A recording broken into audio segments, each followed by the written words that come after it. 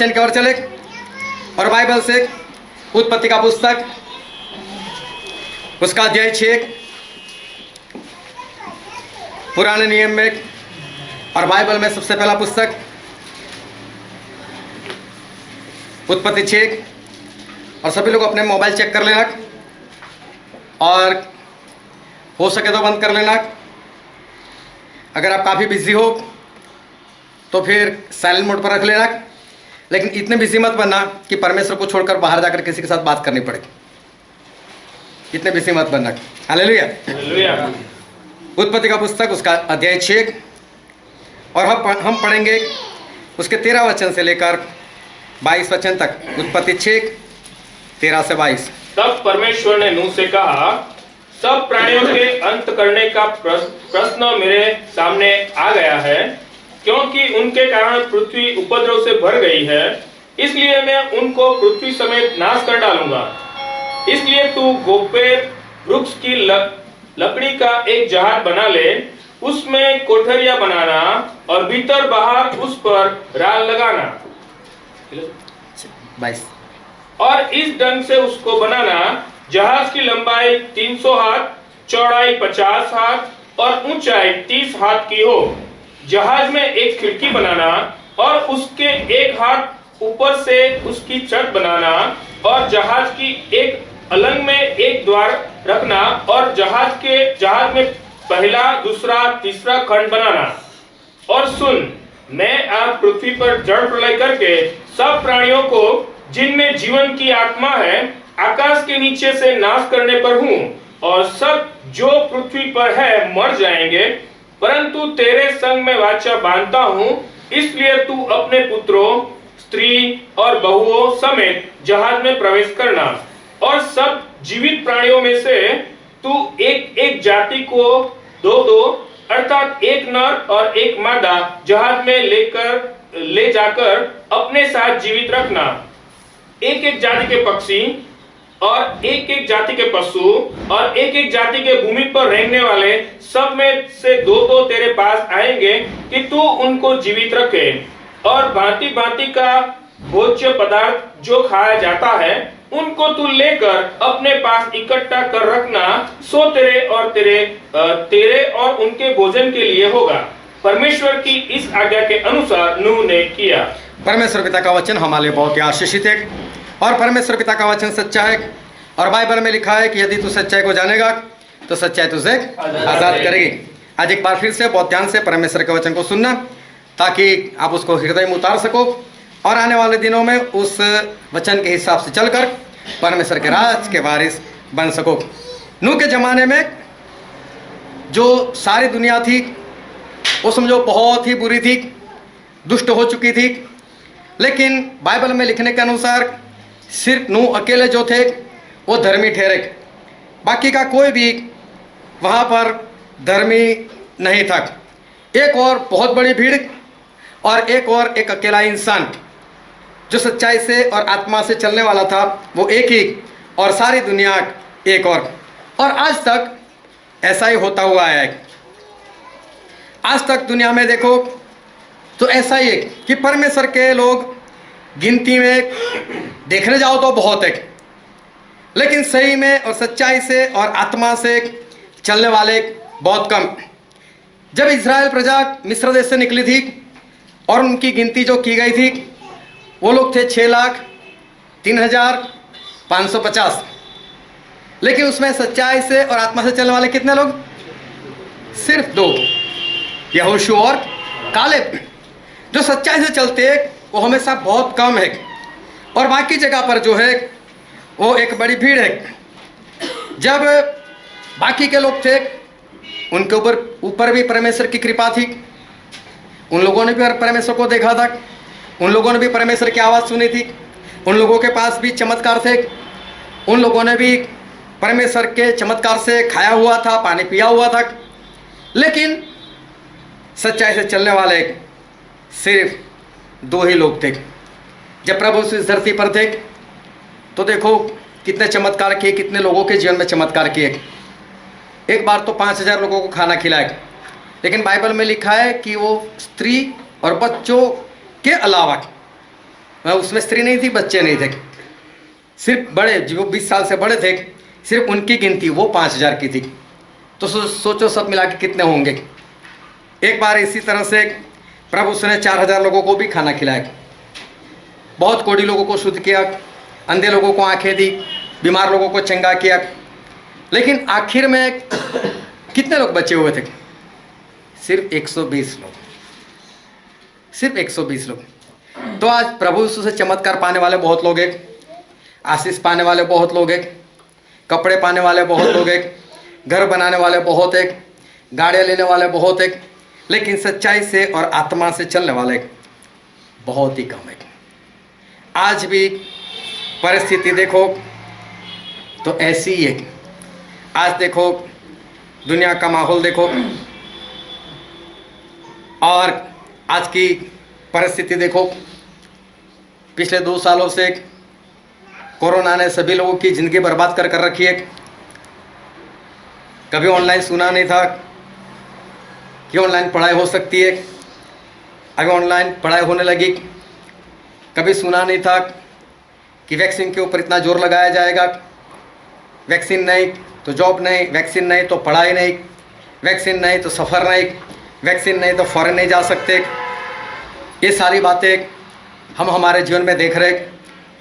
बहुत सारे जागरूक लोग भी हैं जो अन्य जातीय से, मैं कई बार उन लोगों की बात कर चुका हूँ, वो लोग समझा रहे कि कोरोना नाम की कोई बीमारी है नहीं। कई डॉक्टर लोग खुद बोलते हैं ऐसी कोई बीमारी है ही नहीं, मुझे कोरोना वालों के पास रखो, मेरा रिपोर्ट निकालो।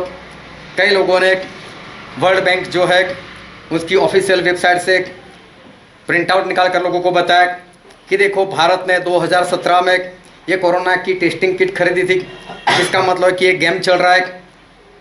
कई लोग ये सारी बातें जो है वो प्रकट कर रहे हैं, लेकिन फिर भी ये वैक्सीन से बचने वाले कितने लोग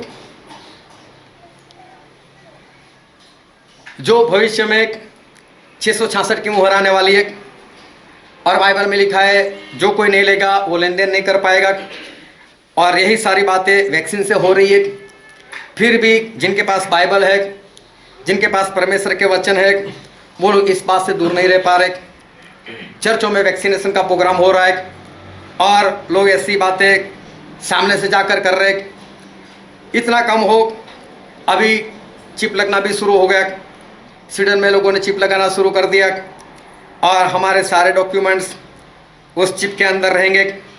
ये सारी बातें जो है, ये सारी बातें एक ही बात हमको प्रदर्शित कर रही है, बाइबल। और बाइबल में भी प्रकाशित वाक्य उसकी और ये सारी घटनाएं जो है वो हमें लेकर जा रही है, और सारी घटनाएं हमें यही बात बता रही है कि संसार का अंत जो है वो आ रहा है। अब अंतिम वक्त के भी अंतिम दिनों तक हम पहुंच चुके, और फिर भी देखो आज भी मसीह लोग प्रोग्राम बना रहे। किसी को फॉरेन जाना है, कोई छोटे बच्चे के लिए आज से शादी की तैयारी कर रहा है, अभी से पैसे जमा करो उसके लिए, वो 20 साल का हो जाएगा, 25 साल का हो जाएगा, उसकी शादी के लिए पैसा इकट्ठा करो। कई लोग आज भी 2-2, 5-5 साल के लिए लोन लेते हैं, जैसे उनको मालूम है कि 2-5 साल तक दुनिया भी चलेगी, मैं भी जिंदा रहूँगा। इतना ही नहीं, लोग होम लोन लेते हैं 15-15, 20-20 साल के लिए, और उनको ऐसा है कि मैं भी नहीं मरने वाला और दुनिया भी चलने वाली है। कितनी मूर्खता के काम जो है वो आज, मैं और लोगों की बात नहीं करना चाहता, मैं मसीह लोगों की बात करना चाहता हूँ कि सारी परिस्थितियों को लेकर जो मसीह लोगों को सबसे पहले पता चल जाना चाहिए कि हम अभी अंत की ओर जा रहे हैं, और सबसे पहले हमारे जीवन के अंदर वो सुधार जो है वो आना चाहिए। लेकिन आज कई लोग बात तो कर लेते हैं, हाँ अंतिम वक्त है, हाँ अंतिम वक्त है, बात तो कर रहे, लेकिन जो चरित्र से दिखना चाहिए, मुंह से दिखता है, शब्द से दिखता है, लेकिन साथ में चरित्र से दिखना चाहिए ना। परमेश्वर ने क्या बोला? शब्द से और जबान से प्रेम ना करो। मैं शब्द में क्या होता है, अच्छे अच्छे शब्द होते, मैं तुझसे बहुत प्रेम करता हूँ, तेरे लिए तो मैं आसमान के तारे तोड़ कर लेकर आऊँगा, मैं ये करूँगा, मैं वो करूँगा। ये शब्द से प्रेम है। जबान से प्रेम है, क्योंकि जबान को तो आसपास में 32 जवान लोग मिले जो बोलते तू जो भी बोलना बोल, मैं बैठा हूँ, तुझे कोई कुछ नहीं करेगा। तो इसके लिए जवान भी लड़खड़ाती रहती है, कुछ न कुछ बिना सोचे समझे वो बोलती रहती है। लेकिन परमेश्वर क्या बोलते हैं, ना जबान से ना शब्द से, लेकिन कैसे प्रेम करो, करनी से प्रेम करो। करनी से परमेश्वर बोलते हैं कि करनी से प्रेम करो। जो करने से प्रेम करता है उसको जबान से बोलने की जरूरत जो है वो महसूस नहीं होती। अंत के दिनों की बात मुंह से बोलने से, जबान से बोलने से कुछ नहीं होता है। हमारे चाल चलन में दिखाई देना चाहिए। हमारा चाल चलन ऐसा होना चाहिए जिससे लोगों को पता चल जाना चाहिए कि हाँ, ये अंतिम दिन की तैयारी जो है वो कर रहा है। कितने लोग आज ऐसे कि जो अंतिम दिन है उसकी तैयारियां अपने चाल चलन से वो दिखा सकता है। आज देखो, मसीह का विरोधी जिसकी चर्चा चारों ओर हो रही है, जो मसीह को नहीं मानते ऐसे लोग भी बोल रहे हैं कि 666 आने वाला है, ये शैतान का अंक है। ऐसा तो सभी लोग जानते हैं, लिखा है हमारे बाइबल में। लेकिन लोग बोलते हैं जिनके पास ये वचन नहीं है, ऐसे लोग भी जान गए कि ऐसा वक्त आने वाला है। लेकिन ये मसीह का विरोधी जो सही में आने वाला है, आज ये बात स्वीकार करने वाले कितने लोग, ये बात पूरे हृदय से और अपने चरित्र से मानने वाले लोग कितने। आज ज़्यादातर लोग इस बात को ही मानने को तैयार नहीं कि प्रभु यीशु से पहले मसीह का विरोधी आएगा। ऐसा ज़्यादातर लोग जो है वो मानने को तैयार नहीं। कल मेरी एक बहन से बात हुई, बोले दुनिया में सिर्फ एक आप दिखते हो और दूसरा एक सेवक है। बोले दोनों ही ऐसा बोलते कि प्रभु यीशु के आने से पहले, लेकिन बाकी के सारे लोग जो है वो तो ऐसा ही बोलते हैं कि नहीं, प्रभु यीशु के आने के बाद, अपनी मंडली उठाए जाने के बाद वो मसीह का विरोधी जो है वो प्रकट होगा। लेकिन प्रकाशित वाक्य में ऐसा लिखा है, उसका 13वां अध्याय और उसका 7वां वचन, और उसे यह अधिकार दिया गया कि पवित्र लोगों से लड़े और उन पर जय पाए, और उससे हर एक कुल और लोग और भाषा और जाति पर अधिकार दिया गया। यहाँ पर ऐसा लिखा है कि उसे ऐसा अधिकार दिया गया है कि वो पवित्र लोगों को मारे। ये मसीह के विरोधी की बात की। इसका मतलब मसीह के विरोधी के वक्त में पवित्र लोग है, पवित्र लोग है, वहां पर कोई उठाया नहीं गया। फिर उसका 15 वचन पढ़ो तो, 13 का 15।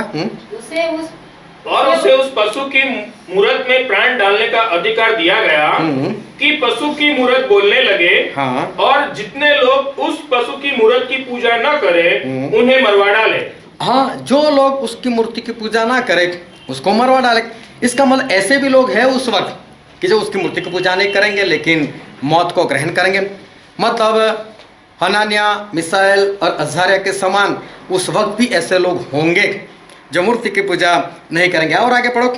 और उसने छोटे बड़े, धनी, कंगाल, स्वतंत्र, दास सबके दाहिने हाथ या उनके माथे पर एक एक छाप करा दी कि उसको छोड़ जिस पर छाप अर्थात उस पशु का नाम या उसके नाम का अंक हो और कोई लेन देन न कर सके। यहाँ पर यह भी लिखा है कि जो कोई उसकी छाप ना ले, उसकी मोहर ना ले, उसका निशान ना ले मसीह के विरोधी का, वो लेन देन नहीं कर सकता। इसका मतलब ऐसे लोग होने चाहिए उस वक्त कि जो उसकी मोहर जो है वो नहीं लेंगे। लेकिन आज देखो, ये बात वैक्सीन से हो रही है कि वैक्सीन के बिना आप फॉरेन नहीं जा सकते, वैक्सीन के बिना आप सफ़र नहीं कर सकते, वैक्सीन के बिना आप लेन देन नहीं कर सकते, वैक्सीन के बिना आप जॉब नहीं कर सकते। ये सब कुछ जबरदस्ती हो रही है, चाहे सुप्रीम कोर्ट कुछ भी बोले, चाहे हमारा कानून जो कुछ भी कहता हो, लेकिन आज भी ये जबरदस्ती जो है वो हो रही है। और जितने लोग बहुत ध्यान से समझना, मैंने बीच में एक मैसेज दिया था कि जितने लोग ये वैक्सीन ले रहे हैं ना, वो ध्यान से समझना, वो आने वाले दिनों में एंटी क्राइस्ट की मुहर भी लेंगे ही लेंगे। क्योंकि अगर इसमें नहीं टिक पाते तो उसमें कैसे टिकेंगे, वो लेंगे ही लेंगे। तो जो आज बिंदास से वैक्सीन ले रहे, वो मसीह का जो विरोधी आएगा उसकी मुहर क्यों नहीं लेंगे? क्योंकि आज इन्होंने जो वैक्सीन ली है वो क्यों ले? एक तो वो अपने आप को होशियार समझते, उनको ऐसा है कि हम समझदार लोग हैं, सही में ऐसा नहीं, सही में डर है उनको, सही में ये लोग डरपोक है। नहीं लेंगे तो जॉब कैसे करेंगे, जॉब नहीं करेंगे तो बच्चे को क्या खिलाएंगे। आदम कौन सा जॉब करता था? हालेलुया। एलिया कौन सी जॉब करते थे? मैं नहीं कहता कि जॉब छोड़ दो, लेकिन क्या आप जॉब करोगे तो ही खाओगे? क्या परमेश्वर तो ही खिला सकते? क्या उसके बिना परमेश्वर में ताकत नहीं? क्या परमेश्वर में सामर्थ्य नहीं? 40 साल तक 35 से 40 लाख लोग, इजरायली लोगों को सुबह दोपहर शाम ताजा मन्ना हर रोज प्रभु खिलाते थे। 1-2 दिन नहीं खिलाया, 40 साल तक खिलाया। एक बार तो बोलते हैं कि हमको मीट खाना है, तो परमेश्वर ने ऐसा बोला, मैं 1 दिन नहीं, मैं 2 दिन नहीं, पूरा महीना खिलाऊंगा इनको मीट। मूसा परेशान, परमेश्वर क्या बोल रहे हो? पूरा समुद्र खाली कर दोगे क्या? सभी मछली लेकर आओगे क्या? इस धरती पर जितने पशु सभी को काट डालोगे क्या? मतलब 35 से 40 लाख लोग 1 महीना अगर हर रोज खिलाओगे तो क्या होगा? कहां से लाओगे इतने? और परमेश्वर ने बोला, मैं परमेश्वर हूं, मैं सब कुछ कर सकता हूं। ये हमारा परमेश्वर है। सही में जो लोग डरपोक है, उनको ये डर है कि नहीं लूंगा तो जॉब कैसे करूंगा, जॉब नहीं करूंगा तो खाऊंगा क्या, पीऊंगा क्या। यहां पर बहुत सारे ऐसे, एक है नितिन भाई, एक है आलविस, और मालूम नहीं वो कौन है, जो लोग जॉब कर रहे, उनको भी वैक्सीन का बोला गया था। ये लोग निडर होकर बोले नहीं हमको नहीं लेनी। आज भी जॉब चालू इनकी। ऊपर से उनको बोला गया किसी को मत बताना, आप करो जॉब। बस हिम्मत होनी चाहिए। हमारे परमेश्वर सब कुछ करते हैं, इसमें डर वाली बात कौन सी है? लेकिन जिनके अंदर डर है, तो डर का आत्मा आया कहां से? क्या परमेश्वर हमारा कभी गुजारा नहीं कर सकते? अभी बहुत ध्यान समझना। लेकिन प्रकाशित वाक्य में ऐसा लिखा है, उसका अध्याय 9, प्रकाशित वाक्य उसका 9 अध्याय और उसका 1 से लेकर 4 वचन। जब 5वें स्वर्गदूत ने तुरही फूंकी, तो मैंने स्वर्ग से पृथ्वी पर एक तारा गिरता हुआ देखा, और उसे अथाह कुंड की कुंजी दी गई। उसने अथाह कुंड को खोला, और कुंड में से बड़ी भट्ठी का सा धुआं उठा, और कुंड के धुएं से सूर्य और वायु अंधकार में हो गए। उस धुएं में से पृथ्वी पर टिड्डियां निकली, और उन्हें पृथ्वी के बिच्छुओं की सी शक्ति दी गई। उनसे कहा गया कि न पृथ्वी की घास को, न किसी हरियाली को, न किसी पेड़ को हानि पहुंचाए, केवल उन मनुष्यों को हानि पहुंचाए जिनके माथे पर परमेश्वर की मुहर नहीं है। बाइबल में लिखा है कि जिनके सर के ऊपर परमेश्वर की मुहर नहीं, पवित्र आत्मा की मुहर नहीं, बस उनको परेशान करो। परमेश्वर का वचन कहता है कि एक भट्टी का सा धुआं दिखाई दिया। किसी को मालूम है धुआं क्या है? किसी को मालूम है धुआं क्या है? हाँ? इसलिए मैं बोलता हूँ कि जो प्रकाशित वाक्य के बाइबल स्टडी रखिए उसको पढ़ो, ताकि पता चले उसमें क्या है। एक तो अनजान हो, और उसके लिए आपके पास वक्त भी नहीं है। तो ये भट्टी का सा धुआं अधोलोक को खोला गया, और अधोलोक मतलब नर्क, उसमें वो 33.33% जो स्वर्गदूत थे ना, उनको बांध कर रखा था जिन्होंने पाप किया था, उनको खोला गया। और ये इतने लोग थे कि जैसे बड़ी भट्टी का सा धुआं। इतने दुष्टात्माएं कम है कि और खोलकर इतने लोगों को बुलाया जाएगा, और ये लोग इंसान को परेशान करेंगे। लेकिन कैसे इंसान को? जिनके सर पर पवित्र आत्मा की मुहर नहीं, सिर्फ उनको परेशान करो। ऐसे डंक मारेंगे। ये सारी सिंबॉलिक लैंग्वेज में उसमें नहीं जाता, मेरा वो सब्जेक्ट नहीं है, लेकिन ऐसे डंक मारेंगे कि इंसान सोचेगा मैं मर जाऊं। लेकिन यहाँ पर लिखने के अनुसार ऐसा लिखा है कि मौत भाग जाएगी। मतलब 15 मंजिल से भी कूद जाओगे तो भी नहीं मरोगे, ट्रेन के नीचे जाओगे तो ट्रेन भी आपको नहीं मारेगी, आप जहर पी लोगे तो भी कुछ नहीं होगा। मौत से तड़पोगे, मुझे मौत चाहिए, मुझे मौत चाहिए, पीड़ा इतनी होगी, लेकिन फिर भी मौत भी नहीं मिलेगी। कितने भयानक से दिन। लेकिन किसको? जिनके सर के ऊपर पवित्र आत्मा की मुहर नहीं, सिर्फ ऐसे लोगों को ऐसा होगा। फिर उसका 16वां अध्याय प्रकाशित वाक्य उसका 16वां अध्याय उसका दूसरा वचन पढ़ो तो। सो पहले ने जाकर अपना कटोरा पृथ्वी पर उंडेल दिया हाँ, पहले ने जाकर अपना कटोरा जैसे उंडेला और उन मनुष्यों के जिन पर पशु की छाप थी, हाँ, जिनके ऊपर पशु की मतलब परमेश्वर की छाप नहीं थी, इनके ऊपर मसीह का जो विरोधी था उनकी छाप थी, उनकी मुहर थी। और जो उसकी मूर्त की पूजा करते थे, हाँ, एक प्रकार का बुरा और दुखदायी फोड़ा निकला। उनको बुरा और दुखदायी फोड़ा निकला। अभी देखो शरीर में फोड़े निकलेंगे, दुखदायी फोड़ा, लगातार उसमें से जलन आएगी। और देखो ये परमेश्वर विपत्तियां डाल रहे हैं, और इसका सीधा सा मतलब ये है कि आप कुछ भी करो चंगाई नहीं मिलने वाली। इस बात से आपको चंगाई नहीं मिलेगी। जिसके सर के ऊपर परमेश्वर की मुहर नहीं थी लेकिन उस 666 की मुहर थी, ऐसे सभी लोगों को ये फोड़ा निकलेगा जो बड़ा दुखदायी होगा। और आगे पढ़ो तीसरा वचन। और दूसरे ने अपना कटोरा समुद्र पर उंडेल दिया, हाँ, और वह मरे हुओं का सा लहू बन गया, और समुद्र में का हर एक जीवधारी मर गया। समुद्र में जितने भी जीव थे सारे के सारे मर गए। अभी सोचो धरती का जो गोला है ना, उसमें 71.28% मतलब 71% से ज्यादा ये समुद्र है। अब ये समुद्र पूरा लहू बन जाए, और लहू बनने के कारण उसके अंदर जितने भी सारे जीव जंतु है वो सारे मर जाए। तो देखना जितने भी जीव जंतु मर जाते हैं जो पानी में है, तो मरने के बाद उनकी डेड बॉडी नीचे नहीं जाती, ऊपर आ जाती है। अभी सोचो कितने जीव जंतु होंगे, वो सारे जीव जंतु की डेड बॉडी ऊपर तैरती होगी, उसमें से बदबू कैसी आती होगी? 71.28%। बाकी कितना हिस्सा रह गया? 28.72। इतने में हम लोग रहते, क्या इसकी बदबू हमारे तक नहीं पहुंचेगी? कैसे रहोगे? कई लोग तो मछली खाते फिर भी मछली बाजार में ऐसे जाते तो फिर तो खाने की भी नहीं है, कैसे हालात होंगे? लेकिन इसके लिए जिनके सर के ऊपर उस शैतान की, मसीह के विरोधी की मुहर है, वो लोग परेशान होंगे। फिर आगे चौथा वचन पढ़ो। और तीसरे ने अपना कटोरा नदियों और पानी के सोतों पर उंडेल दिया, हाँ, और वे लहू बन गए। हाँ, अभी पीने का पानी लहू बन गया। बहुत ध्यान से समझना, पीने का पानी लहू बन गया।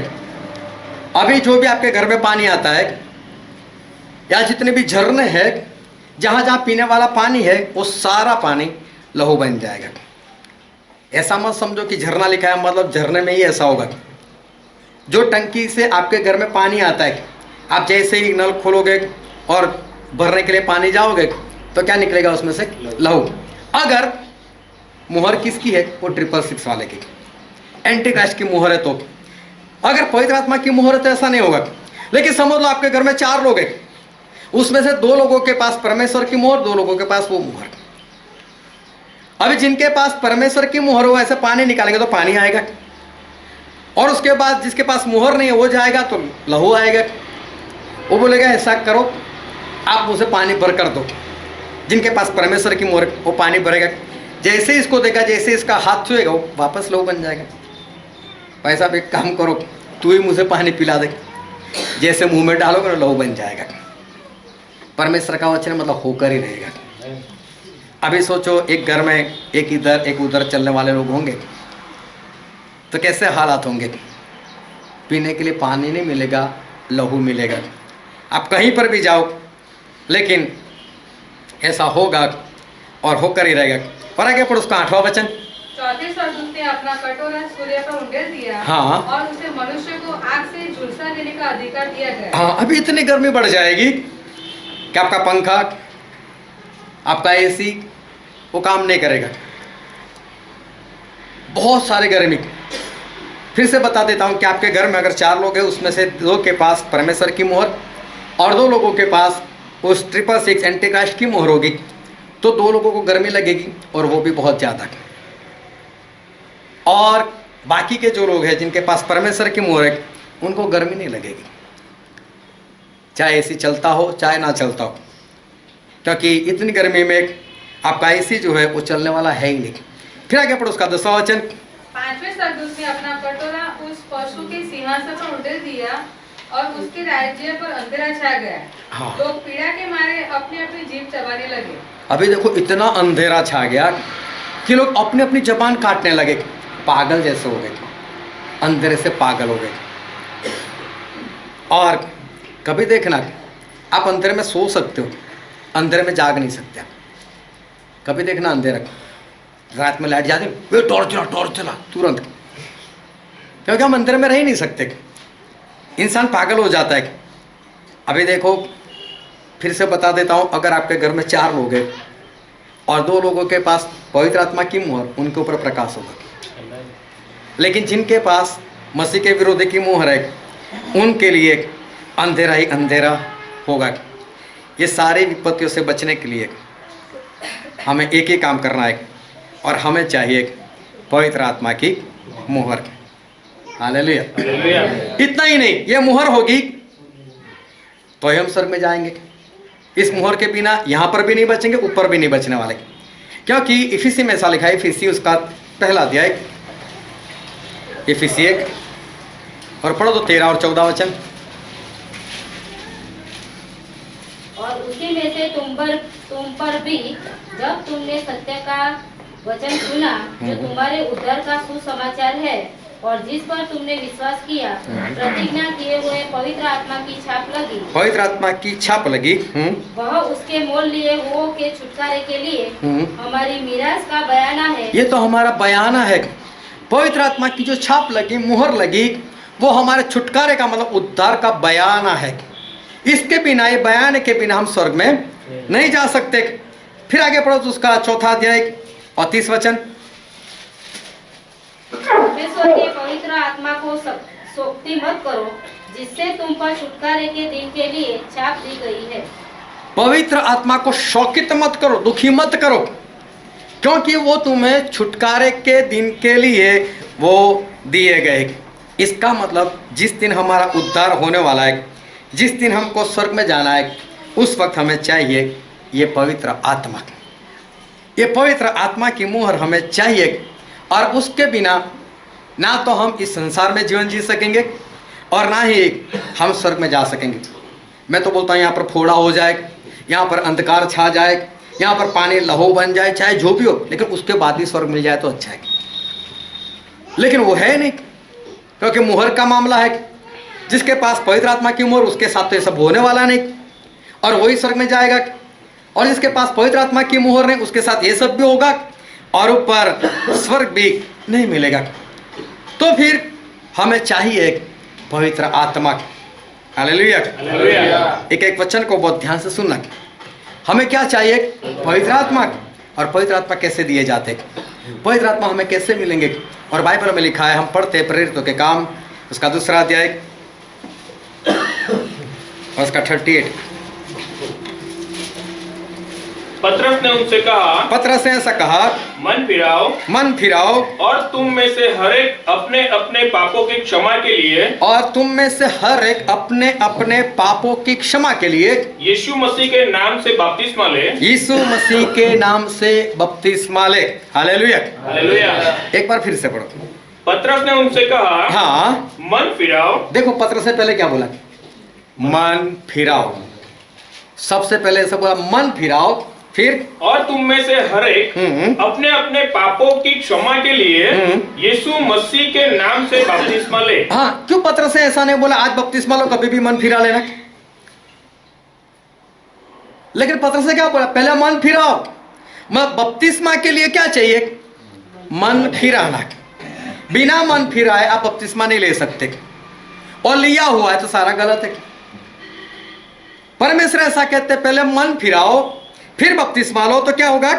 तो तुम पवित्र आत्मा का दान पाओगे। तो तुम पवित्र आत्मा का दान पाओगे।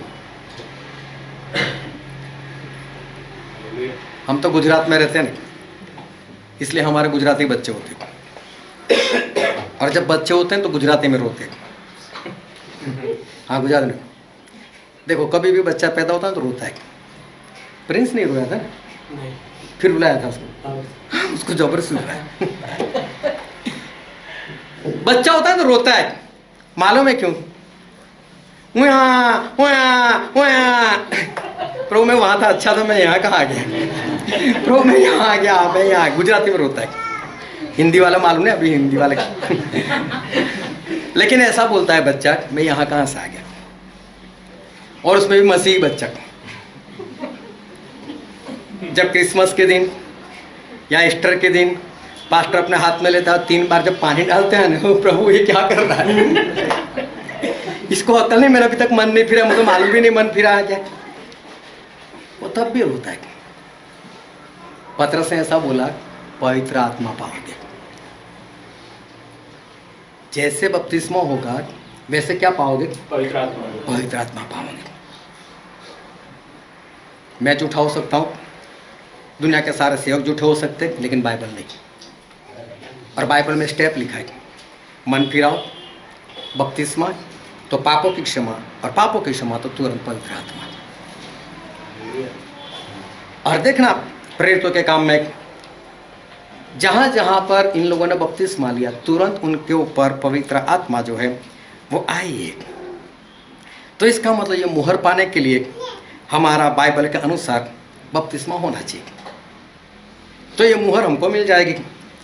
फिर रोमिया में ऐसा लिखा है, रोमन उसका 6 अध्याय उसका 3 वचन,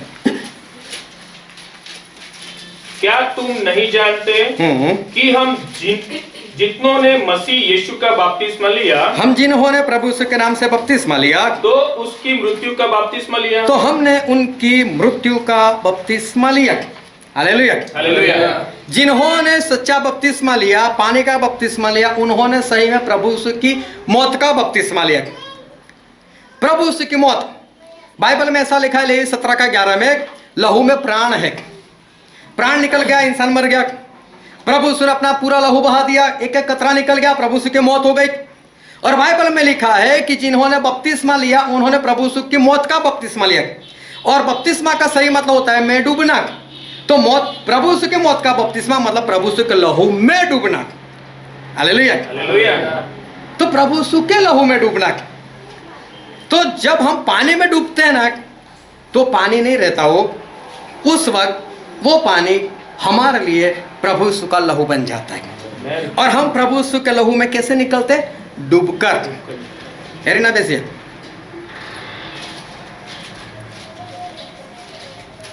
नर में पानी नहीं है, इसलिए अभी से आदत डालो। और सर में सब कुछ है हमारे पास। तो परमेश्वर का वचन कहता है कि जिन्होंने बपतिस्मा लिया, उन्होंने प्रभु यीशु की मौत का बपतिस्मा लिया, वो प्रभु यीशु के लहू में डूबकर निकले। अभी हम प्रभु यीशु के लहू में से डूबकर बाहर आए, तो सर से लेकर पैर के तले तक क्या है? क्या है? प्रभु यीशु का लहू जो है वो हमारे ऊपर है।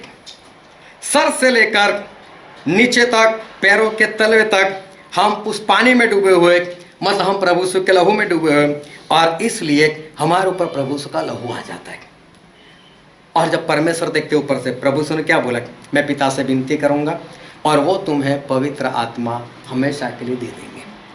अभी समझो ये मैं हूं, मैंने बपतिस्मा लिया जो बाइबल में लिखा है, तो प्रभु यीशु का लहू ऐसे आ गया। और ये परमेश्वर तो ऊपर से देखते ना मुझे, वो देखते अगर ये लहू दिखता है तो इसको तो पवित्र आत्मा देना चाहिए, इसके ऊपर तो मेरे बेटे का लहू है।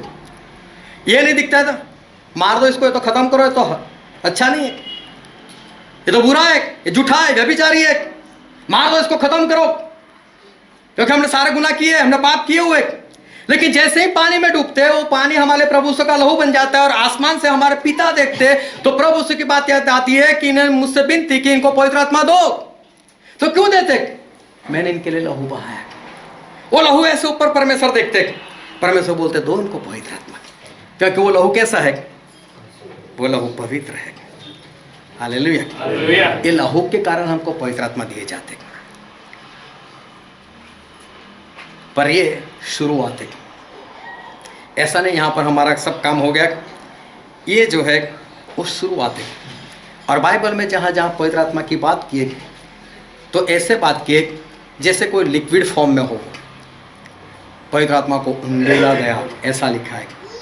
पवित्र आत्मा को उंडेला गया। एक वचन पढ़ लेते हैं, प्रेरितों के काम उसका 2 अध्याय उसका 17 वचन,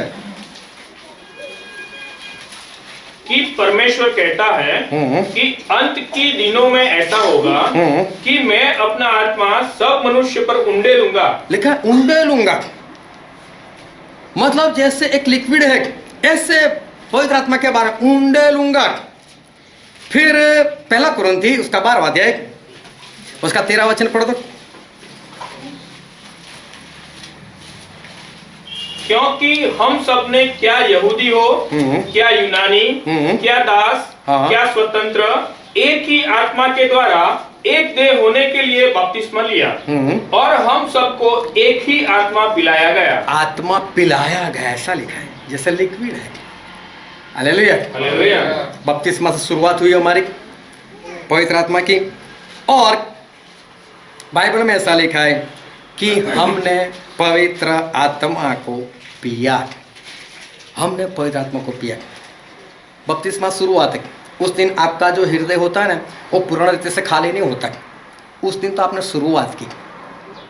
फिर क्या होता है कि आपकी जो भी इच्छाएं अंदर अभी भरी पड़ी हुई, अभी भी जो पाप भरे पड़े हुए, जैसे जैसे आप वचन देखते हो, सुनते हो, समझते हो, ग्रहण करते हो, उसको छोड़ते हो। जब उसको हृदय से निकालते हो तो थोड़ी जगह और बढ़ गई, पवित्र आत्मा और आते। जैसे जैसे आप अपने हृदय से ऐसे पापों को निकालते जाते हो, वैसे वैसे पवित्र आत्मा जो है वो अंदर और भरते जाते और भरते जाते, क्योंकि जैसे वो लिक्विड फॉर्म में है ऐसा परमेश्वर कहते हैं। और फिर हम पढ़ते हैं प्रेरितों के काम उसका 2 अध्याय उसका 4 वचन। और वे सब पवित्र आत्मा से भर गए और जिस प्रकार यहाँ पर ऐसा लिखा है कि वो सब पवित्र आत्मा से भर गए, मतलब ऊपर तक ये लोग पवित्र आत्मा से भर गए। फिर उसका 4 का 8 पढ़ो तो। तब पतरस ने पवित्र आत्मा से परिपूर्ण होकर उनसे कहा, पतरस ने पवित्र आत्मा से परिपूर्ण होकर मतलब भर कर, तो पहले 2 के 4 में भर गए थे, अभी 4 के 8 में दूसरी बार। अगर बाल्टी भरी हो तो उसमें आपको डालोगे आएगा, लेकिन पतरस की जो भी इच्छा होगी, जो भी उसके अंदर होगा, जो भी कुछ उससे निकाला और जगह हो गई और वापस भर गए। फिर आगे पढ़ो तो उसका 31 वचन। जब वे प्रार्थना कर चुके तो वह स्थान जहाँ वे इकट्ठे थे हिल गया और वे सब पवित्र आत्मा से परिपूर्ण हो गए। तीसरी बार लिखा है लोग पवित्र आत्मा से परिपूर्ण हो गए, भर गए। बार बार भरते थे, जैसे जैसे अंदर से कुछ निकालते थे वैसे वैसे पवित्र आत्मा को बोलते थे और आओ परमेश्वर, मैंने और जगह खाली की, और दो मुझसे, और दो। बपतिस्मा से शुरुआत होती है, उसके बाद पवित्र आत्मा में हर रोज बढ़ना रहता है। और अगर आप इस तरह से नहीं बढ़ोगे, बपतिस्मा के बाद आगे नहीं बढ़ोगे, अंदर से अपने आप को खाली नहीं करते जाओगे, जो भी ऐसी बातें अभी भी बाकी रह चुकी है, अगर उसको खाली नहीं करोगे तो एक दिन पवित्र आत्मा ही खाली हो जाएंगे। पवित्र आत्मा से परिपूर्ण होने की बात तो दूर, आप पवित्र आत्मा ही खो बैठोगे। क्योंकि बाइबल में लिखा है पहला शमूएल उसका 16वां अध्याय उसका 14 वचन। और यहोवा का आत्मा शाऊल पर से उठ गया। देखो पवित्र आत्मा चले गए शाऊल से। बार बार भरना पड़ता है, बार बार हमारी इच्छा को मारना पड़ता है। जैसे जैसे वचन पता चलते हैं अपने आप में सुधार होना चाहिए, और जैसे जैसे सुधार आता जाएगा हम हृदय से खाली होते जाएंगे, पवित्र आत्मा बढ़ते जाएंगे। लेकिन ऐसा नहीं करोगे, अपनी मर्जी से चलोगे तो फिर पवित्र आत्मा चले भी जाते। फिर न्यायों की किताब, न्यायों की किताब उसका 16वां अध्याय और उसका 20 वचन। तब उसने कहा, हे शिमशोन, फलिस्ती तेरी घात में है। तब वह चौंक कर सोचने लगा कि मैं पहले की नाई बाहर जाकर झटकूंगा। वह तो न जानता था कि यहोवा उसके पास से चला गया है। हाँ, पवित्र आत्मा इसके पास से चले गए थे। अगर आप बार बार नहीं भरते रहोगे, अपने आप को खाली करते हो, पवित्र आत्मा से भरते नहीं रहोगे और अपनी मर्जी से चलोगे, तो ऐसा होगा कि पवित्र आत्मा चले जाएंगे, आप बिल्कुल खाली हो जाओगे। आज वचन जो है बहुत ध्यान से समझते रहना।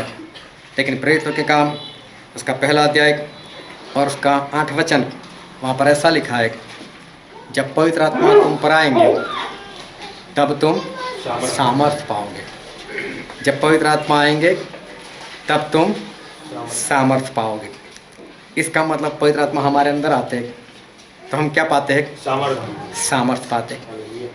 फिर यूहन्ना उसका 14 अध्याय और 26 वचन पढ़ दो। परंतु सहायक अर्थात पवित्र आत्मा हाँ, जिसे पिता मेरे नाम से भेजेगा वह तुम्हें सब बातें सिखाएगा। देखो पवित्र आत्मा आएंगे तो तुम्हें सब बातें सिखाएंगे। फिर और जो कुछ मैंने तुमसे कहा है वह सब तुम्हें स्मरण कराएंगे। एक बार याद दिलाएंगे। जो कुछ परमेश्वर के वचन है उसको पवित्र आत्मा याद दिलाएंगे। देखो पवित्र आत्मा अगर आपके अंदर है, एक तो आपको सामर्थ्य देंगे।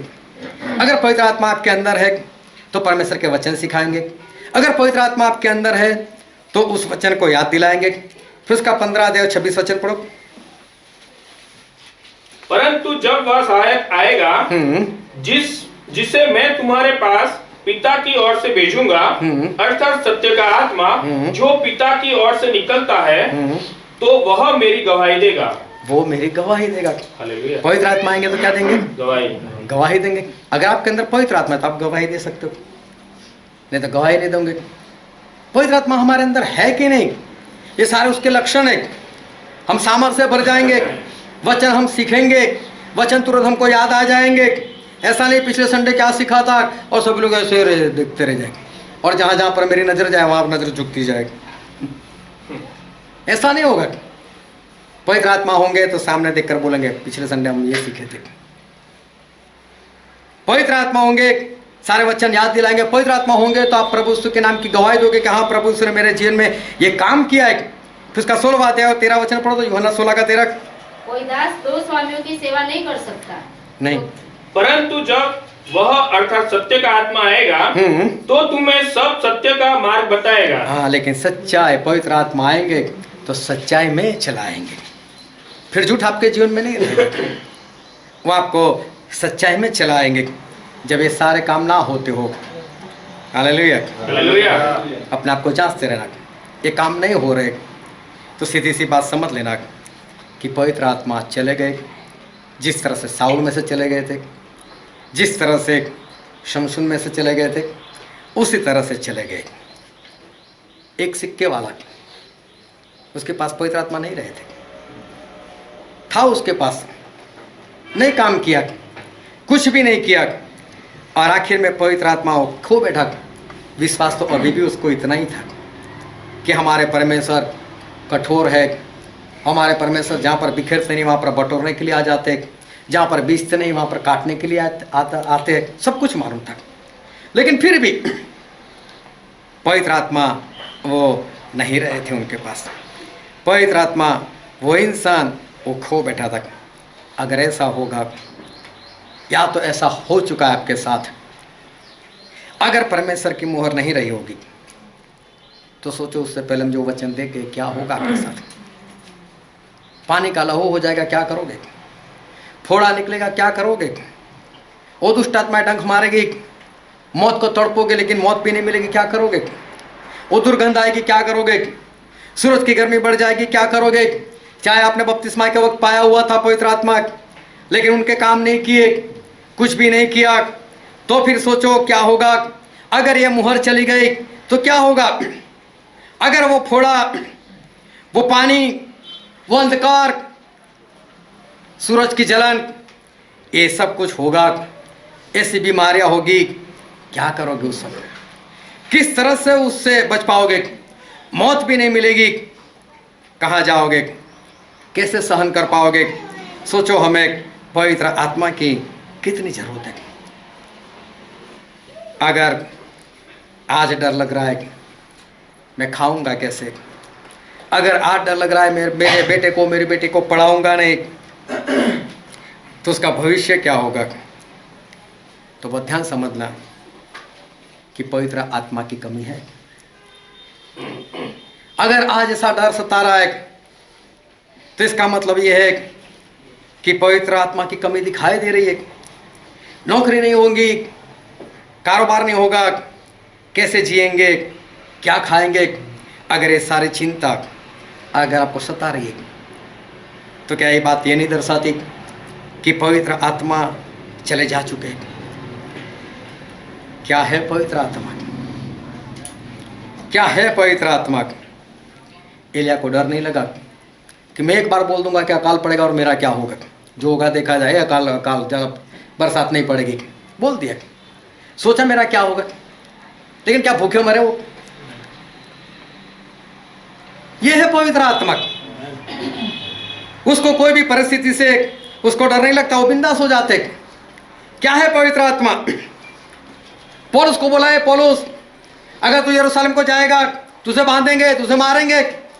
पवित्र आत्मा बोलता है, अगबुस तू भविष्यवक्ता है, बहुत अच्छी बात है, तू मेरे अच्छे के लिए बोल रहा है, ये भी बहुत अच्छी बात है, लेकिन मुझे भी पवित्र आत्मा में तो जहां जाता हूं वहां पर बताते हैं कि तुझे मारेंगे, लेकिन मैं तो ये सोचकर जाता हूं कि मेरे परमेश्वर के लिए मरना पड़े तो भी मैं तो तैयार हूं, मरने के लिए भी बिंदास।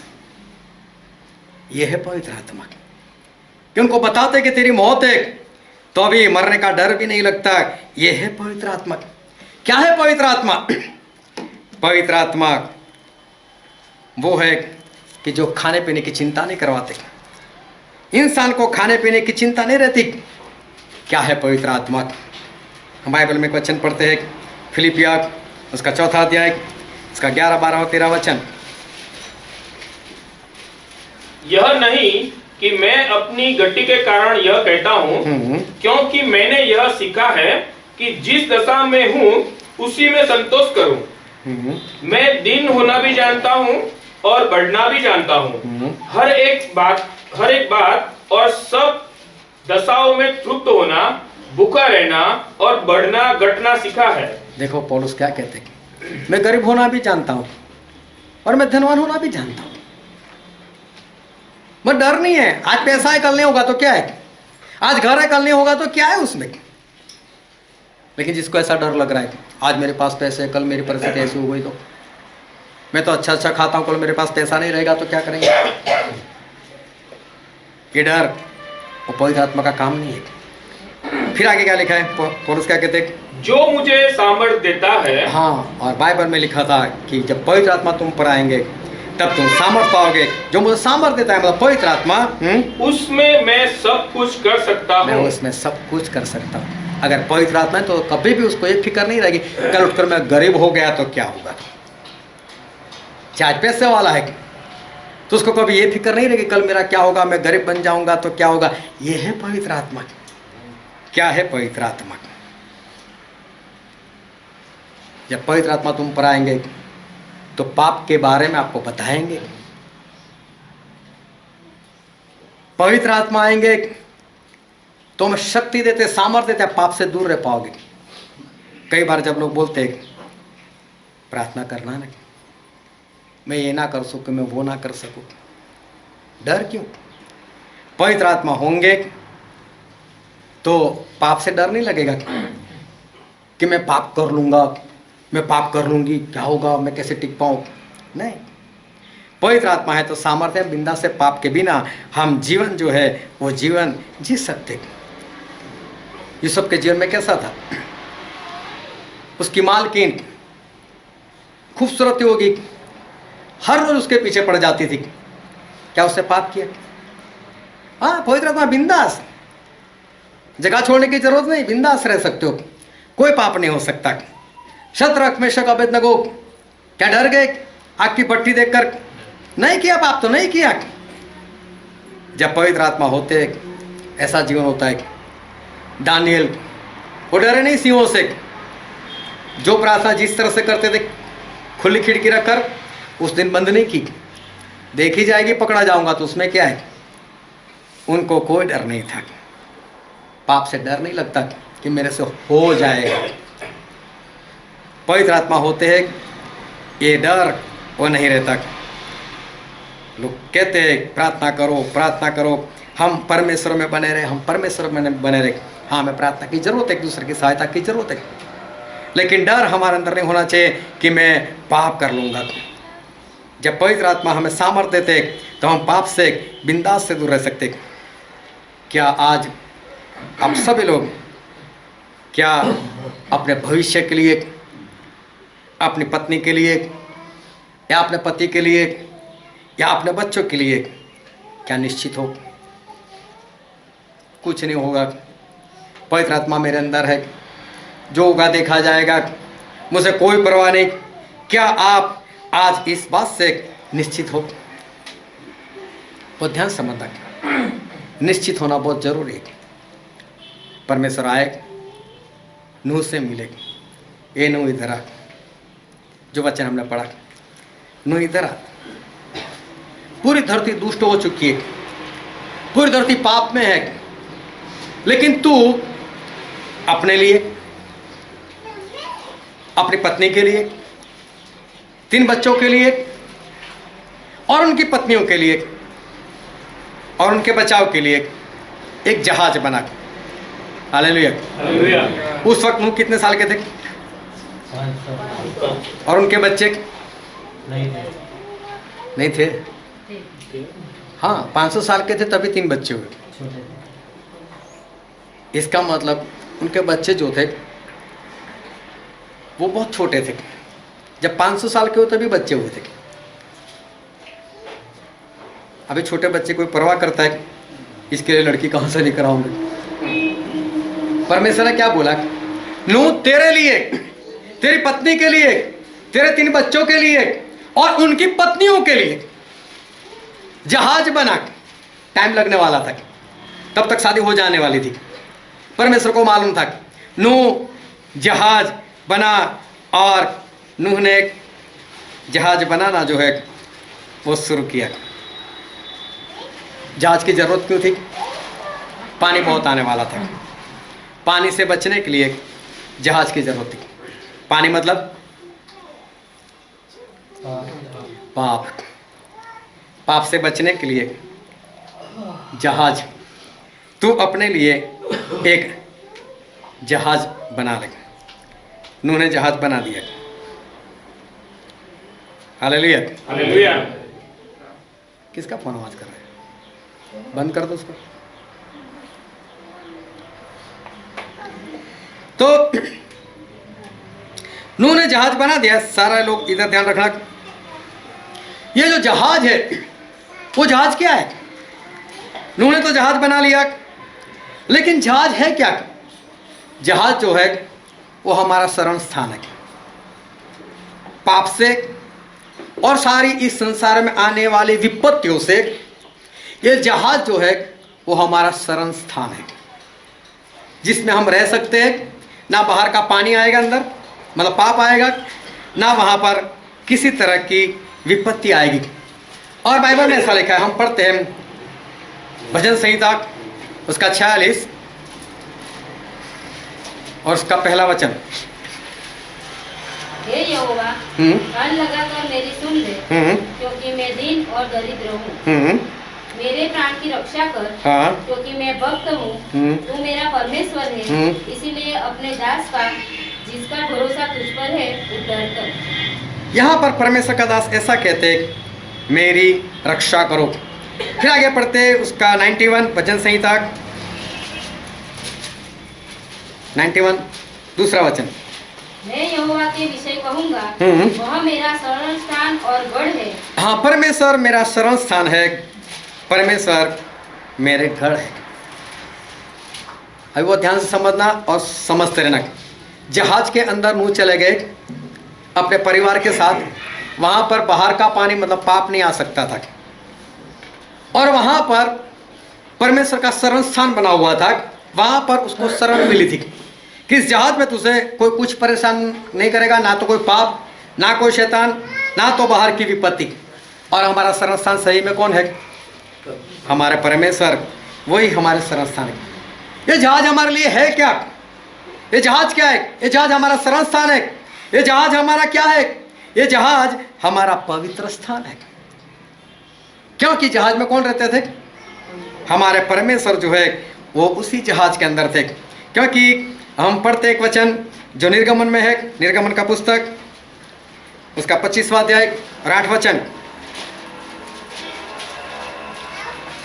और वे मेरे लिए पवित्र स्थान बनाए कि मैं उनके बीच निवास करूं। हाँ, ये पवित्र स्थान है हमारे लिए, जिसके अंदर परमेश्वर आकर वो रहे। तो ये जहाज जो है हमारे लिए शरण स्थान है, ये जहाज हमारे लिए पवित्र स्थान है, क्योंकि जहाज जो है वो उसके अंदर हमारे परमेश्वर रहते हैं। ये जहाज हमारे लिए क्या है, एक एक बात को नोट करते रहना। ये जहाज वो हमारे लिए क्या है।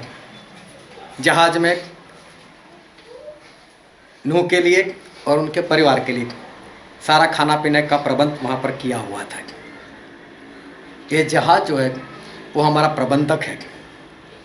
वहाँ पर हमारे पास खाने पीने के लिए सब कुछ है। वहाँ पर किसी भी चीज़ की कमी कटी नहीं। ये जहाज हमारे लिए एक प्रबंधक है। ये जहाज वो क्या है, बाइबल में ऐसा लिखा है वो जहाज को 3 मंजिला बनाना बोला। और मेरे अंदाजे से अगर मैं गलत ना हो तो 750 फीट उसकी लंबाई थी। 750 फुट लंबाई। ये जो हॉल है उस मेरे ख्याल से 19 बाय 19 या 18 के करीब है। हम कितने लोग बैठ सकते हैं, और लोग कितने, 8 लोग। 750 फुट लंबाई, तो सोचो उसमें कितने लोग आ सकते हैं। और परमेश्वर क्या कहते हैं, यूहन्ना उसका 14 अध्याय उसका 2 वचन।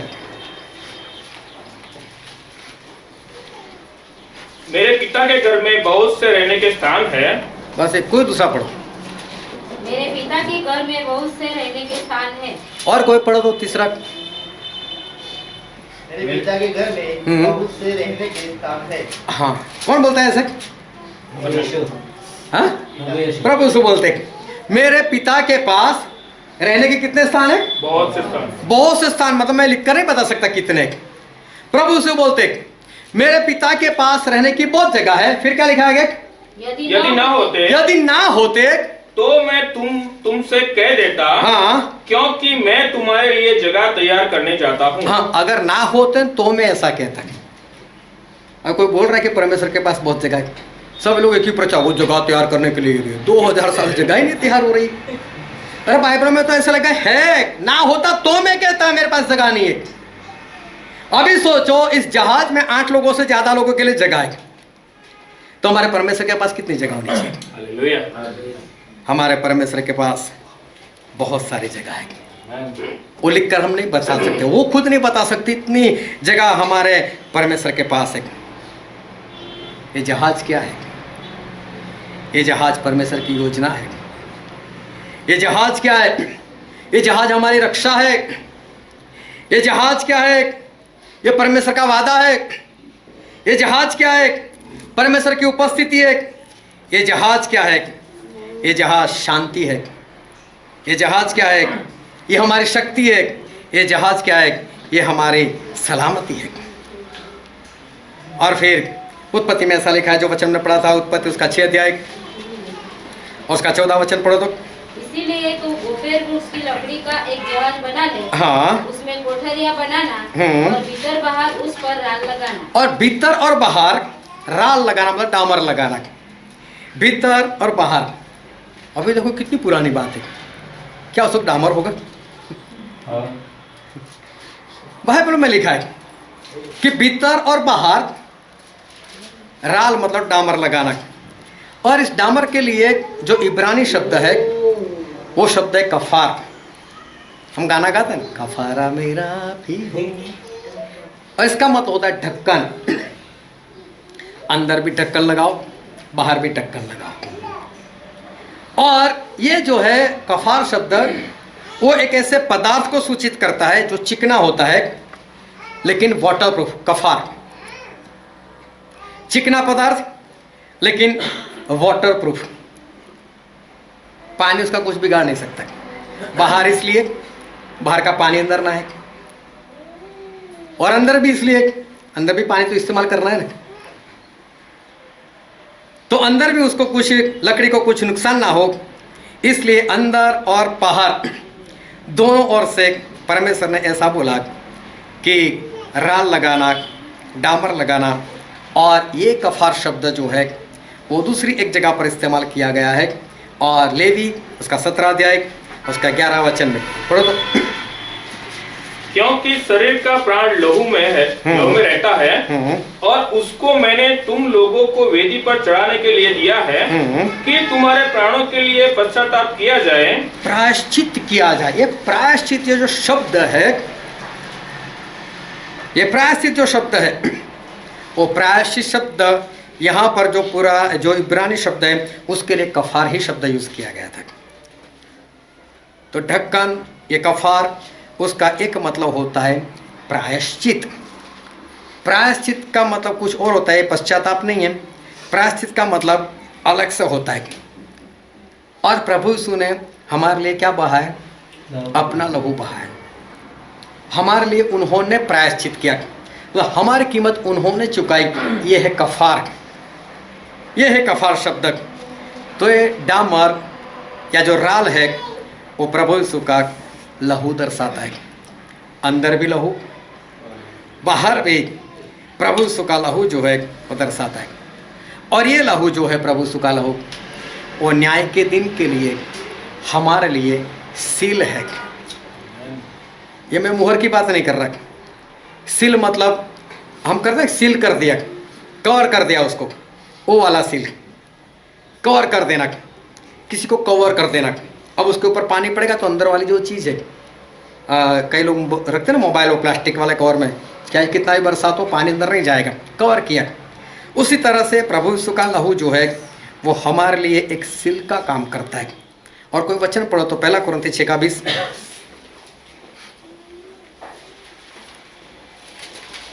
क्योंकि दाम देकर मोल लिए गए हो, हाँ, इसलिए प्रभु यीशु ने हमें खरीदा हुआ है।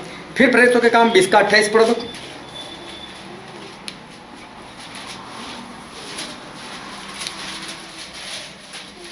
इसलिए अपनी और पूरे झुंड की चौकसी करो, जिससे पवित्र आत्मा ने तुम्हें अध्यक्ष ठहराया है कि तुम परमेश्वर की कलीसिया की रखवाली करो, जिसे मतलब उस कलीसिया को, जिसे उसने मतलब परमेश्वर ने अपने लहू से मोल लिया है। लहू से मोल लिया है। प्रभु से ने लहू बहाकर हमें क्या किया? मोल लिया, खरीदा हुआ है। हम खरीदे गए लोग हैं। आपके पास, आपके घर में जितनी भी चीजें जिसको आप खरीद कर लेकर आए, उसके मालिक अब कौन है? आप खुद हो। उसको तोड़ो, फोड़ो, अच्छे से रखो, जो भी करो, आपको कोई कुछ बोलने वाला नहीं। अगर प्रभु से हमको खरीदा है तो हम किसके हैं? हम किसके हैं? हम कभी पूछकर काम करते? प्रभु से आज कौन सा खाना बनाओ, आप बोलो वही खाऊंगा। नहीं, आज तो संडे है ना। हम कौन सा पूछते? प्रभु से मेरा बच्चा हुआ या आपको अर्पण समर्पित। फिर पूछते कभी प्रभु कौन से स्कूल में रखूं? अगर प्रभु सही में हमको खरीदा है तो हम किसके हैं? परमेश्वर। क्या कभी माना कि मैं परमेश्वर का हूं? बिंदा से लोग बोल देते मैं नहीं आऊंगा, इसका मतलब क्या?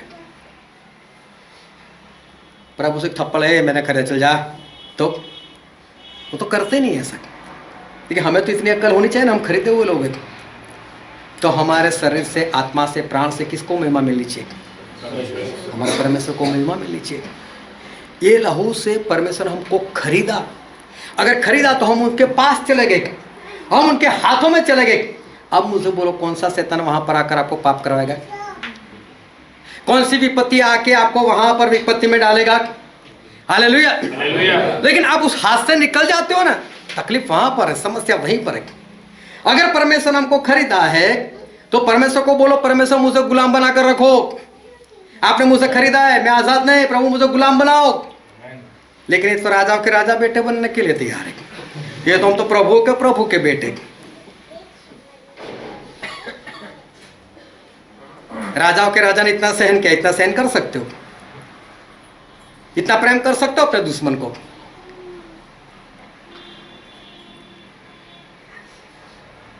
या तो पति और पत्नी में प्रेम नहीं होता, तो फिर परमेश्वर को कौन प्रेम करेगा? परमेश्वर हमको खरीदा हुआ है। अगर हम परमेश्वर के हाथ में हैं तो उनका लहू हमारे चार और कवर है। जिस वक्त बपतिस्मा में कवर किया गया था, और तब कोई भी शत्रु शैतान हमें पाप नहीं करवा सकता, क्योंकि उसको सबसे ज़्यादा डर किसका है? लहू का तो है। कोई विपत्ति हमारे पास नहीं आ सकती। और फिर बाइबल में लिखा है उत्पत्ति उसका 7वां अध्याय उसका 7वां वचन, नूह अपने पुत्रों, पत्नी और बहुओं समेत जड़ प्रलय से बचने के लिए जहाज में गया। ये एक बार फिर से पढ़ो। नूह फिर अपने पुत्रों, पत्नी और बहुओं समेत जड़ प्रलय से बचने के लिए जल प्रलय से बचने के लिए जहाज में गया। हालेलुया। हालेलुया। नूह क्यों जहाज में गए? जड़ प्रलय से बचने के लिए। पाप से बचने के लिए। मैंने पूछा नहीं। नूह क्यों चले गए जहाज में? क्या लिखा है बाइबल में? जल प्रलय से। जल प्रलय आया था? जल प्रलय आया ही नहीं था। और बाइबल में ऐसा लिखा है, फिर से पढ़ो। नूह अपने पुत्रों, पत्नी और बहुओं समेत जड़ प्रलय से बचने के लिए जहाज में गया। हाँ, अभी तक जल प्रलय नहीं हुआ है, अभी तक बादल नहीं आए, अभी तक कुछ नहीं हुआ। और नूह अपनी पत्नी, 3 बच्चे और उनकी बहुओं के समेत वो जहाज में चले गए जल प्रलय से बचने के लिए। जल प्रलय मतलब पानी, पानी मतलब पाप और बाहर की विपत्तियां, ये सभी से बचने के लिए वो जहाज में चले गए। जहाज में क्यों सुरक्षित है? क्योंकि वहाँ पर राल है, बाहर भी है, अंदर भी है। ये डामर क्या है? ये प्रभु यीशु का लहू है, जो हमें पाप से भी बचाएगा और सारी विपत्तियों से भी बचाएगा। फिर उसका 16 वचन पढ़ो तो, उत्पत्ति 7 का 16।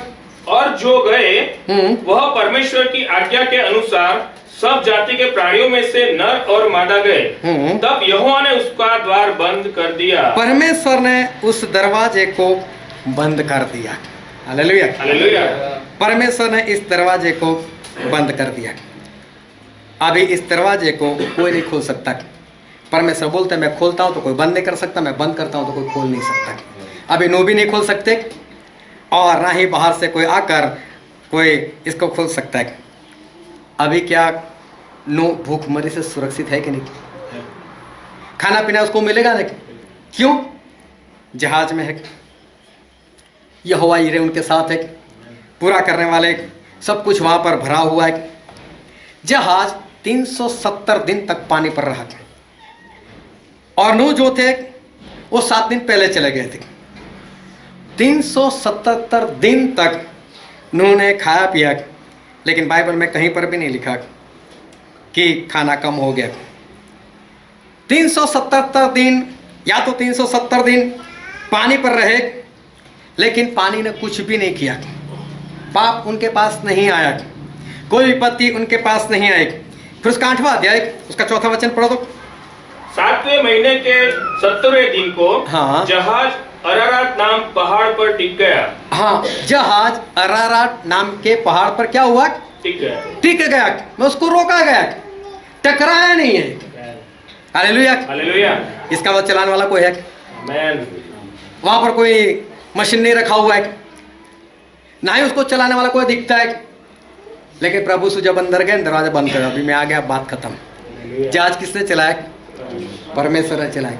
इसलिए अरारात नाम के पहाड़ पर उसको लैंडिंग किया शांति से। हाँ, टकराया नहीं है। प्रभु यीशु उस जहाज के अंदर थे और हमें पता चलता है ये जहाज रुका है, उसको किसी ने रोका हुआ है और वो हमारे परमेश्वर उस जहाज के अंदर थे। परमेश्वर उस जहाज के अंदर थे। और भजन संहिता में ऐसा लिखा है उसका 46 उसका 2 और 3 वचन पढ़ दो। इस कारण हमको कोई भय नहीं, चाहे पृथ्वी उलट जाए, चाहे पृथ्वी उलट जाए और पहाड़ समुद्र के बीच में डाल दिए जाए, और पहाड़ समुद्र के बीच डाल दिए जाए, चाहे समुद्र गरजे, चाहे समुद्र गरजे और फेन उठाए, और फैन उठाए, और पहाड़ उसकी बाढ़ से कांप उठे। हाँ, देखो कुछ भी हो, लेकिन परमेश्वर क्या बोलते हैं? हमें डरना नहीं है। अभी गलती से भी ये प्रचार चल रहा है और गलती से भी जमीन थोड़ी सी भी हिल जाए तो क्या होगा? लेकिन परमेश्वर तो क्या बोलते हैं? चाहे समुद्र गरजे, अपना फैन उठाए। कुछ भी फैन उठाने का मतलब ये होता है कि अगर आप ग्लास में या एक टम्बलर में थोड़ा सा पानी लो, उसमें चम्मच जैसे डालकर गोल गोल ऐसे घुमाओ, तो पानी कैसे होता है, बीच में एक जैसे काना जैसा हो जाता है ना, ऐसा समुद्र में हो तो कैसे हालत हो जाएगी। अगर समुद्र ऐसा भी होता है तो भी परमेश्वर का वचन कहता है डरो मत, क्योंकि पहले वचन में लिखा है मैं तेरा शरण स्थान हूँ। परमेश्वर हमारे शरण स्थान, अगर परमेश्वर जहाज में है तो फिर बाहर चाहे कितना भी पानी हो और कितने भी दिन तक हम, ना तो हम भूखे मरेंगे, ना तो वहाँ पर कोई बीमारी आएगी, ना तो वहाँ पर कोई मरी फैलेगी, ना तो वहाँ पर हम भूखे प्यासे रहेंगे। जहाज में परमेश्वर है, उनकी चंगाई, उनकी शांति, उनकी सुरक्षा, सभी कुछ उस जहाज के अंदर हमें मिल रहा है। और फिर उत्पत्ति का पुस्तक उसका 7वां अध्याय और उसका 9 और 10 वचन पढ़ो। और भूमि पर रेंगने वाले जंतुओं में से भी दो अर्थात नर और मादा जहाज में नूह के पास गए, जिस प्रकार परमेश्वर ने नूह को आज्ञा दी थी। 7 दिन के उपरांत 7 दिन के उपरांत प्रलय का जल पृथ्वी पर आने लगा। 7 दिन के बाद जल प्रलय हुआ। तो नूह कितने दिन पहले चले गए? 7 दिन पहले चले गए। 7 का मतलब बाइबल में संपूर्ण। 7 का दिन मतलब संपूर्ण। इसका मतलब संपूर्ण दिन पहले जैसे ही जहाज बन गया, नूह अपनी पत्नी के साथ, बच्चों के साथ, बहू के साथ 7 दिन से पहले ही वो वहाँ पर चले गए। अभी बाहर जल प्रलय नहीं हुआ, अभी बाहर बरसात नहीं। कितने दिन तक? 7 दिन तक कुछ नहीं हुआ। 7 दिन के उपरांत जल प्रलय हुआ। 7 दिन में संपूर्ण दिन तक कुछ नहीं हुआ। लेकिन बाहर क्या हो रहा था? प्रभु से ने क्या बोला कि जब मैं आऊँगा तब उस दिन को परमेश्वर ने नूह के साथ उसकी तुलना की कि जैसे ही नूह जहाज में चले गए और जल प्रलय ने आकर लोगों का नाश किया, तब तक लोग क्या करते थे? खाते थे, पीते थे, शादी ब्याह। हालेलुया।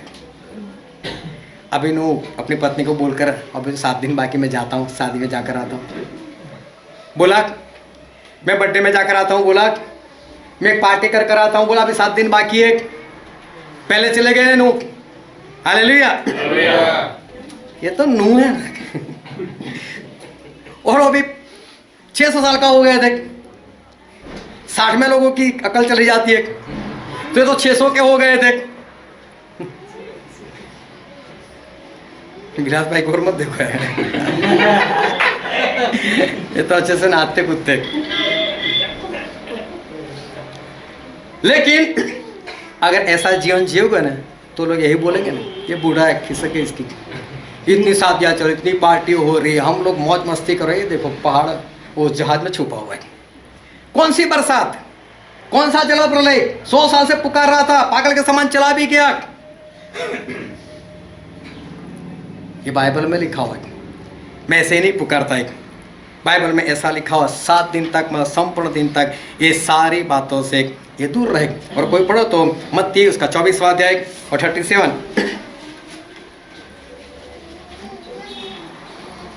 मत्ती 24। जैसे नूह के दिन थे, हाँ, वैसे ही मनुष्य के पुत्र का आना भी होगा। क्योंकि जैसे जल प्रलय से पहले के दिनों में जिस दिन तक कि नूह जहाज पर न चढ़ा, हाँ, उस दिन तक लोग खाते पीते थे, लोग खाते पीते थे और उनमें ब्याह शादी होती थी, और उनमें शादी ब्याह होती थी। परमेश्वर के लोग एक जगह पर सुरक्षित है, वहाँ पर खाना है, वहाँ पर परमेश्वर भी है, वहाँ पर शांति भी है, वहाँ पर सुरक्षा भी है।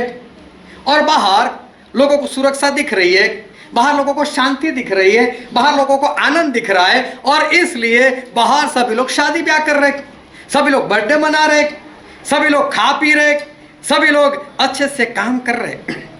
हालेलुया। लेकिन नूह अपने परिवार के साथ उनको बचाने के लिए, जल प्रलय से बचाने के लिए 7 दिन पहले ही वो जहाज में चले गए। और इब्रानी में ऐसा लिखा है, इब्रानी उसका 11वां अध्याय उसका 7 वचन।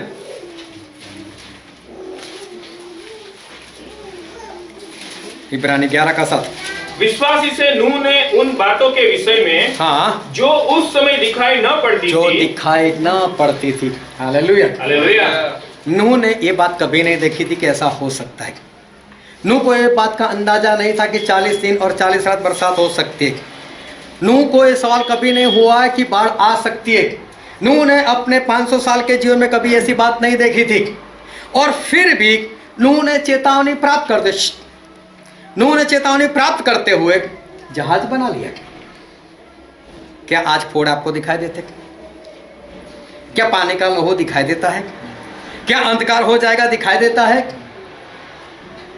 क्या जो भविष्य में विपत्ति आने वाली है, क्या वो विपत्ति आज दिखाई देती है? तो नूह को जो नहीं दिखाई दिया, उन्होंने उसके बात के ऊपर विश्वास किया। क्या आज आप लोगों को उस बात के ऊपर विश्वास है कि हाँ सही में ऐसा होगा, विपत्ति आएगी?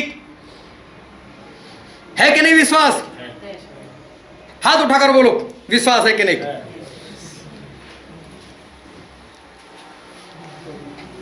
कहाँ है जहाज? अगर विश्वास है तो जहाज बताओ। उन्होंने तो बना लिया जहाज अपने लिए, अपने परिवार के लिए। उन्होंने तो जहाज बना लिया। क्या आपने बनाया जहाज? क्या समय से पहले आप उस जहाज में सुरक्षित पहुंच गए? कभी इंतजार कर रहे हो अमेरिका से लहू का पानी होते होते होते इधर आए और मैं फिर भागूंगा, मैं जहाज बना लूंगा? किसी एक को तो फोड़ा निकले, किसी एक के ऊपर तो अंधकार छाए, और तब मैं भी करूंगा। क्या आपका परिवार उस जहाज में सुरक्षित चले गए? जहाज मतलब परमेश्वर की जहां उपस्थिति है। जहाज मतलब जहां पर परमेश्वर की शांति है। जहाज जहां प्रभु से कल और 4 वर्ष आपको सुरक्षित किया है। जहाज मतलब कोई विपत्ति नहीं, जहाज कोई बीमारियां नहीं, जहाज कोई श्राप नहीं, जहाज कोई भूखमरी नहीं, जहाज जो हमारा शरण स्थान है, जहाज जो हमारी सुरक्षा है, जहाज जहां परमेश्वर मेरे साथ रहते हैं और वो सब कुछ हैंडल करने वाले। ना वहां मेरे से पाप होगा, ना कोई विपत्ति मुझे हाथ लगाएगी। क्या वो आने से पहले अगर आपको सही में विश्वास है तो क्या आपने अपने लिए और अपने परिवार के लिए क्या जहाज बनाया है? आज हमारे लिए जहाज वो प्रभु यीशु का लहू है जो 4 ओर से सील कर दिया। आज वो जहाज वो पवित्र आत्मा की मुहर है।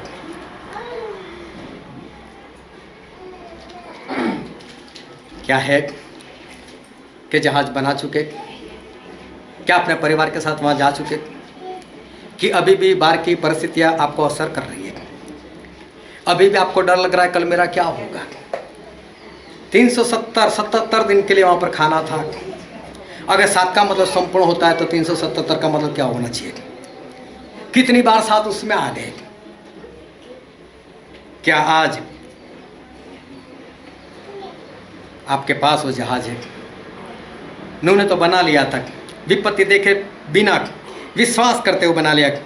शैतान के बहकाव में मत आना, ये मत समझना, बहुत ध्यान से समझ लेना। अगर जिस तरह से संसार में विपत्ति आती है, जिस तरह संसार में लोग बीमार होते हैं, जिस तरह से वहाँ आबो हवा बदलाती है, वातावरण बदलाता है, ऋतु बदलाती है और आप बीमार होते हो, बहुत ध्यान से समझ लेना जहाज की जरूरत है आपको। आप जहाज में नहीं हो, बहकाव में मत रहना, नाश में मत चले जाना, शैतान के धोखे में मत आना। क्या तू जहाज में इतना तो चलता है, उतना तो चलता है, मत समझना। अगर आज भी आपसे आपके अंदर झूठ है, आज भी आपके अंदर चोरी है, आज भी आपके अंदर पाप समाया हुआ है, आज भी अगर परमेश्वर के वचन के अनुसार नहीं चल सकते, आज भी आपको भविष्य का डर लग रहा है, तो मैं बहुत स्पष्ट कहता हूं आपके पास जहाज नहीं, और जहाज बनाना पड़ेगा आपको। और जब तक आप इंतजार करोगे तब तक विपत्ति आ जाएगी। बनाना तो आज ही बना लो, आज ही मुहर पालो, आज ही प्रभु से लहू से शुद्ध हो जाओ। कहीं ऐसा ना हो कि बाकी के लोग अपने आप को बहुत होशियार समझते हैं और जैसे ही बरसात आई, पहले दिन तो बहुत आनंद किया, ये तो मजा आता है बरसात में भीगने का, बहुत मजा किया होगा। दूसरे दिन भी मजा किया होगा, अच्छा कुएं के पास कौन पानी भरने के लिए आए। तीसरे दिन भी आनंद किया होगा, लेकिन चौथे दिन थोड़ा थोड़ा पानी दिखाई दिया, ये तो आज भी नहीं रुका है बरसात, अब क्या करें? ये चलो भागो उनके जहाज की ओर चलो, अभी नुका जज पानी में तैर नहीं रहा है कि 4 दिन में नहीं तैरता। और पुराने जमाने के लोग जो पेड़ पर बिंदा से चढ़ जाते जहाज पर भी चढ़ गए होंगे, दरवाजा खड़का, नू खोल नू खोल, नू बोलता है मेरे अंदर ही कुछ नहीं दिखता, मैं कैसे खोल, दरवाजा मैंने बंद ही नहीं किया, वो तो परमेश्वर ने किया है। देखो बाहर से किया होगा, देखो बाहर कुछ है दिखाई देता, खोल दो ना, बाहर से खुल सकता है ना अंदर से खुल सकता है।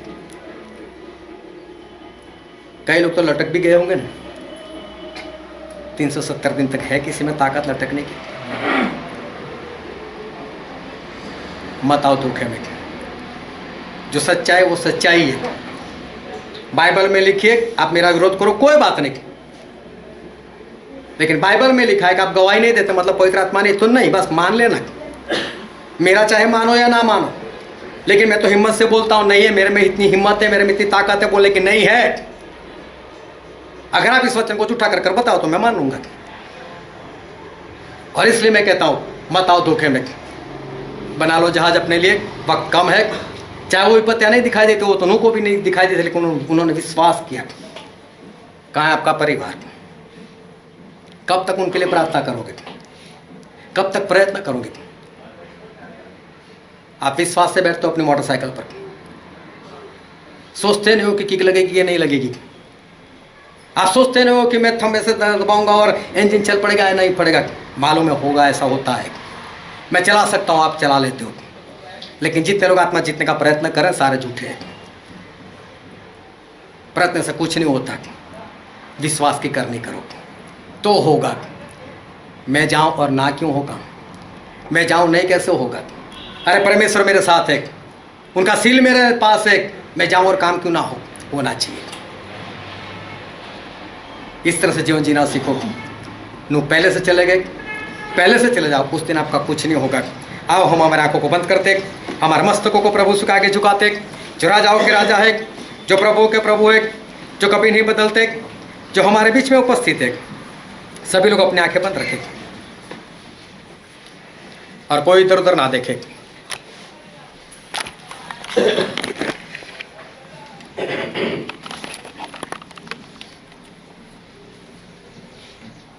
ये वक्त है कि हम अपने आप को जांचें। ये वक्त है कि हम अपने आप को परखें। ये वक्त है कि सच्चाई से और ईमानदारी से हम खुद की परीक्षा करें। ये वक्त है कि शैतान के बहकाव में ना आए। ये वक्त है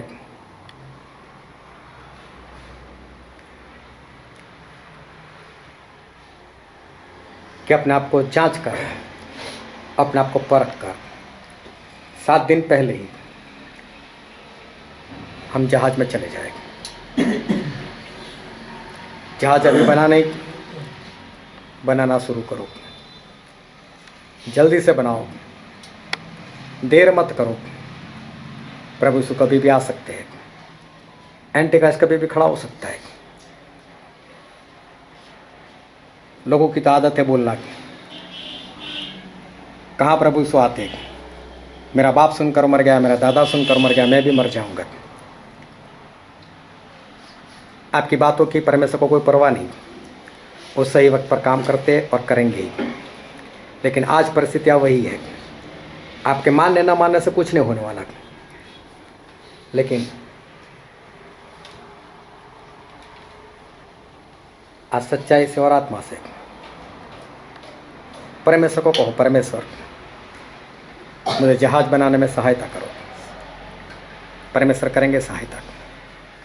परमेश्वर से कहो मुझे बचाओ, परमेश्वर बचाएंगे। लेकिन शैतान के धोखे में मत रहना। ये वचन समझने के लिए, ग्रहण करने के लिए, उसके अनुसार चलने के लिए प्रभु की कृपा हम सभी पर होने पाए।